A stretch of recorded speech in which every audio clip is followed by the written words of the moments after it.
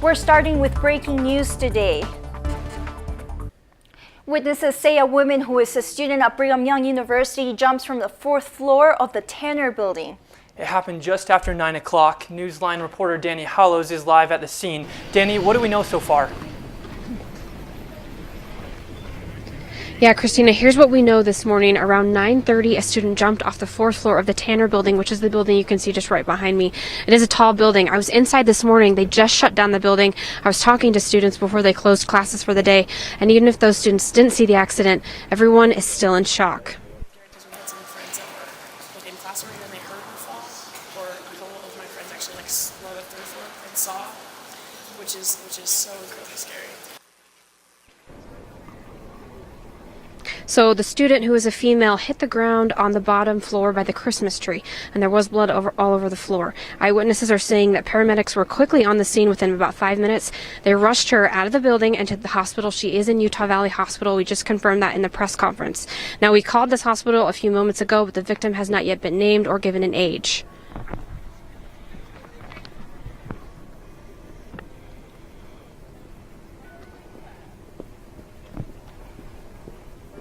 There are counseling services available for students today. Some students are still just walking, being cleared out of the building. But for those students who were there, who were triggered by the event, they can visit counseling services in room 1500 of the Wilkinson Center. Reporting on Tanner Building at BYU campus, I'm Danny Hallows, Newsline. Thanks, Danny. About Election Day and what is still going on. We have teen coverage today. Carmen Codia is covering the results of the U.S. Senate race, and Michaela Huberdein went to the GOP victory party where retiring Senator Orrin Hatch was honored. And Katie Karras has the results of the Utah congressional races. Katie, let's start with you. Well, it was a long night for candidates in Utah's 4th congressional district. And as of this morning, the results of that race are still too close to call. Take a look here. As of the most recent vote count, Democrat candidate and Salt Lake County Mayor Ben McAdams holds a 51 to 48% lead over Republican Mia Love. But President Donald Trump was quick to call Love's defeat. But Mia Love gave me no love, and she lost. As of now, less than 15,000 votes have been counted in Utah County, with last year bringing in 35,000 votes, making President Trump's announcement a little premature. Now, those votes most likely is a deciding factor in the final chapter of a very heated race. You just can't trust Ben McAdams. Mia's changed. She's gone Washington. It's been a multi-million-dollar battle for the House seat, with both Love and McAdams attacking each other in TV commercials. The most recent assault, a fake text message claiming members of the Church of Jesus Christ of Latter-day Saints would not be excommunicated if they voted for McAdams. Love's own 15-year-old daughter received that message. McAdams denied any affiliation. Last night, both parties claimed they were optimistic the remaining votes would play in their favor. As for the other 3 districts here in Utah, incumbent Republicans walked away with a clean break. In District 1, Republican Rob Bishop beat out Democrat Lee Castillo. Bishop has represented this district since 2003. And in District 2, with stretches from Salt Lake City all the way down to St. George, Republican Chris Stewart beat out Democrat opponent Shireen Gorbani. Stewart made a clean lead with 60% of the vote. And finally, in District 3, Jason Chaffetz's replacement Republican John Curtis walked away with 60% of the vote over Democrat James Singer. So while most of Utah remains red, only time will tell if Democrat Ben McAdams will bring a little blue to a majority Republican state. Back to you. Starting with breaking news today. The Jewish community in Utah is responding to the events that occurred in Pittsburgh. In honor of the 11 people who died, the Chabad Community Center in Salt Lake City is holding a vigil tonight. Newsline reporter Sydney Storr went to the center to speak to the rabbi organizing the vigil. We will drive anti-Semitism and the hate of any people back to the basement on their computer and away from the open discussions and dialogues around this city, around this state, and around this country. The attack occurred at the Tree of Life Synagogue in Pittsburgh, Pennsylvania, where the shooter entered during worship service with an automatic rifle and 3 handguns. We spoke to Rabbi Zippel, the rabbi in charge of the vigil, about how the community here in Utah was affected by the shooting. So the biggest tribute that we can extend to the memories of the 11 people whose lives were so brutally taken away this past Saturday is to commit to enhance our lives and work double hard, work extra hard on restoring relationships. The tragedy has left the Jewish community focused on the victims, families, and all those impacted by the attack. The only way to fight evil and darkness is with light and with love. And what we are expecting is really an overwhelming outpouring of love and support as a reaction to the tragedy that occurred in Pittsburgh this past Saturday morning. Rabbi Zippel has told us that he's received a numerous amount of text messages and emails showing love and support from not only this community, but those from other faiths. Look at his text. This just came through right now as I came back to my desk. The vigil is open to the public and will be held at the Chabad Community Center in Salt Lake City at 6 p.m. For more information, visit jewishutah.com. Reporting for Newsline, I'm Sydney Story.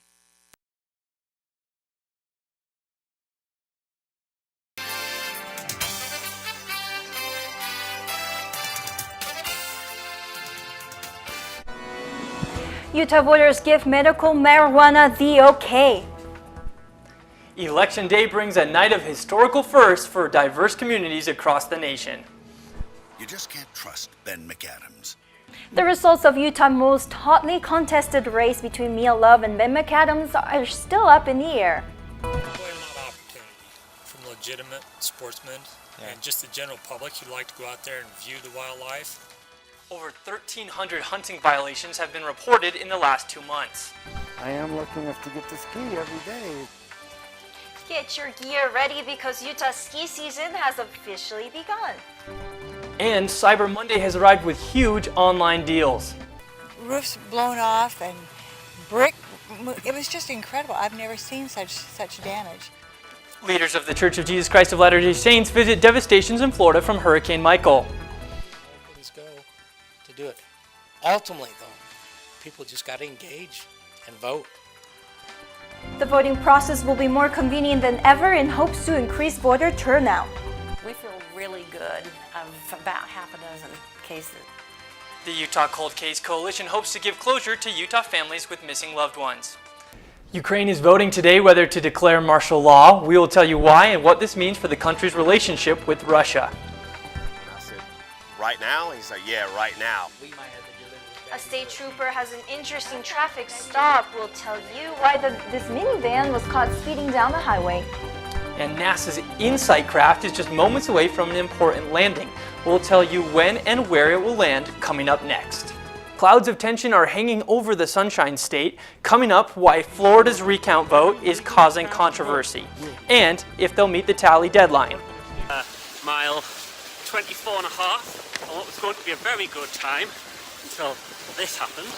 Runners at this marathon did not stop despite the bad weather. We'll tell you how they overcame such a huge obstacle.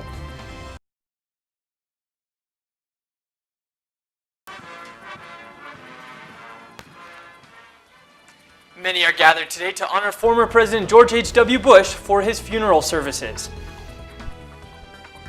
Utah's Medical Marijuana Compromise Act is now an official law.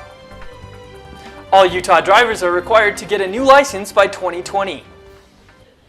Welcome to Newsline. It's Wednesday, December 5th. I'm Simeon Toronto. And I'm Cristina Bolaños. The funeral for 41st President of the United States, George H.W. Bush, is underway. Officials from around the world have gathered in Washington, D.C. at the National Cathedral to pay their respects to the war hero, congressman, statesman, and president. Omar Jimenez reports. Today, a national day of mourning for President George H.W. Bush. And here at his memorial service at the National Cathedral in Washington, D.C., it has turned into a celebration of life, sharing stories from family members and people that knew this president best and reminding why they were drawn so closely to this man, someone who is so much more than a president to people here. This is a man that had global influence outside of the office. It is part of why German Chancellor Angela Merkel is in attendance, Prince Charles, and why former Canadian Prime Minister Brian Mulroney is among those sharing his memories of President George H.W. Bush. Their time overlapped while they were in office, and of course they knew each other politically, but also on a personal level as well. And when you talk about people here from other countries within the United States, all living former presidents and their first ladies in attendance, that includes President Trump and First Lady Melania. Despite any differences that the Bushes and Trumps may have had, the Bush family really wanted the institution of the presidency to transcend any sort of personal animosity, and that is what we see play out in this memorial service.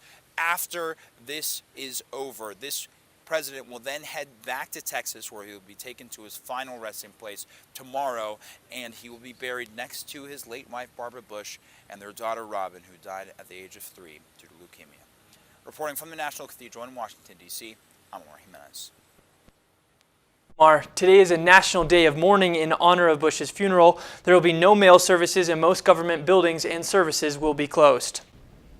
The funeral for fallen South Salt Lake Police Officer David Romrell is happening right now at the Maverick Center in West Valley City. There was a viewing at 9 a.m. Hundreds gathered at the 11 o'clock service to pay their respects to the officer who lost his life in the line of duty. Romrell was killed when he was struck by a burglary suspect's vehicle on November 24th. A procession will follow the funeral service, taking the casket to Larkin Mortuary in Sandy. Utah's Medical Marijuana Compromise Act was signed into law this week, but there are concerns that the compromise changed too much. Some supporters of the original bill say the new compromise is more restrictive. In the new law, the number of dispensaries dropped from 40 to 7. The bill also shortened the list of illnesses that qualify for cannabis cards. Governor Gary Herbert called this compromised version of the bill the best designed medical cannabis program in the country. The state of Utah has the 7th highest rate of opioids-related deaths in the entire nation, and that number keeps growing in the Beehive State and really across the country. I talked to a doctor dedicated to save the lives of opioid addicts through an alternative recovery process that involves medication. My wife had found out that I had purchased a prescription, and she had called me and said, "You need to come and get your stuff and get out of the house." A professional, a family member that gets hurt and then hooked. I was trying with everything that I had, and everything that I had was not enough. That's what happened to Alema Harrington, former BYU football player and KSL broadcaster who became an opioid addict after experiencing many physical injuries. It is one of, if not the only diseases, will try to convince you that you don't have it. Harrington still remembers the day when he realized that his addiction had become a serious problem for him. And my daughter is crying and my wife is yelling at me. But I remember having this thought, like, wow, man, something is wrong with your priorities. Dr. Amy De La Garza, a doctor in Salt Lake City, recently felt the need to come up with an addiction recovery process that may be more efficient to some. De La Garza's focus was to create a medically directed and integrated experience that allows patients to recover from this addiction through special medication. Recovery looks different for every person, and some people might need medications. De La Garza believes that even those with a minor suspicion that they might have opioid addiction should reach out for help. You don't have to hit rock bottom to recover. Meanwhile, Harrington says to those who were once in his place to recognize that they need help and to act. The only way that we do recovery is to face that truth and admit, like, I got a problem. If you or someone you know is struggling with substance abuse, you may call the National Suicide Prevention Lifeline at 1-800-273-8255. A deadly shooting in Ogden yesterday made it the 3rd officer-involved shooting in the city within the span of 1 month. Police tracked a vehicle stolen by an 18-year-old Hispanic man to an apartment near the 300th block of 7th Street. After being confronted by Ogden police, he fled in the vehicle where officers followed. The chase ended at 12th Street and Depot Drive, where the man pulled a gun on officers. Officers opened fire on the man, killing him. Utahns will be required to get a new ID by 2020. Utah State Legislature passed a bill this Monday in a special session that will add gold stars to Utah's driver's license. The gold stars will represent compliancy with security standards. If Utahns don't change their IDs by 2020, they will be unable to travel using their driver's license. Brigham Young University has the worst post-graduation gender pay gap in the nation. Newsline reporter Katie Karras is live in Provo. Katie, how can the university bridge this gap? Well, as Utah sits as the worst state in the nation for equal pay, this new study suggests BYU female graduates make 57% less than male graduates. But many say it's a much more complicated problem. Enter to learn, go forth to serve. But when female graduates leave Brigham Young University, they face a huge problem. If we don't have a seat at the table, we need to bring a chair. BYU student Sasha Sloan grew up like many young girls. I had parents and siblings that prepped me from a very young age to believe that I could do anything that I wanted to do. I could be anything that I wanted to be. With examples like her sister and mom, a CEO and founder of a worldwide franchise. I think we would live in a very different world if in every job interview you asked, are women and men paid the same in this company? This June, Sloan will compete in the Miss Utah pageant, and her platform? You can't become what you can't see. Girls Empowered. Focus on empowering confidence through leadership in young girls. You know, as a woman, if you're in the workforce, obviously you can advocate for the gender equality there, but in the home, you can start by teaching your daughters confidence. A study done by Business Student looked at the top 117 schools in the U.S., and BYU came in as the worst school for gender pay equality. BYU economics professor Olga Stoddard says there are many factors to it. Choose different kinds of professions, right? Jobs that provide more flexibility. A lot of the division is seen in the science, technology, engineering, and math fields. Or those tend to employ disproportionately men, especially at higher levels of management. But certain steps can start changing that. Changing culture and changing attitudes towards women who work, that will have a persisting effect on gender wage gap. And it's going to involve everybody, men and women working together to attack gender equality so we can be able to see a world of more equity between the genders. So while it's a complicated problem, both Utah and Brigham Young University are working hard to bridge the gap. Reporting live in Provo, I'm Katie Karras. Back to you. Thanks, Katie. A new building for the School of Engineering on BYU campus was dedicated on Tuesday by Elder David Ed Bednar of the Quorum of the 12 Apostles. Newsline reporter Michaela Hewardine attended the dedication. Michaela, what is the building like and how was the dedication? The building is the one right behind me. As you can see, it's a beautiful structure. The dedication was a major moment and accomplishment for many that are part of the project. What a wonderful, magnificent building this is. As I say, it's a wonderful sight to see you here. If you haven't had an opportunity to tour the building, we would encourage you to do so. It is a remarkable facility. The building is named and built in the vision of the project creators Jack Wheatley and Ira A. Fulton. Elder David A. Bednar spoke on the importance of honoring the past as we move into a new season. I pray we always will remember those who have gone before. To many, this building was more than just a project, and on this dedication day, spirits were running high. As a young student at Brigham Young University, I enrolled in the College of Engineering. And at that time, it was the Clyde building, and I had a tremendous experience learning from professors, joining with fellow students, and learning how to build. And so when we had the opportunity as a construction company to build this brand new engineering facility with all the latest technology and collaborative spaces and advancements, it was just a dream come true for me. Although being in the works for many years beforehand, the construction site was marked on May 9, 2016. It took many invested people who worked tirelessly to put it all together.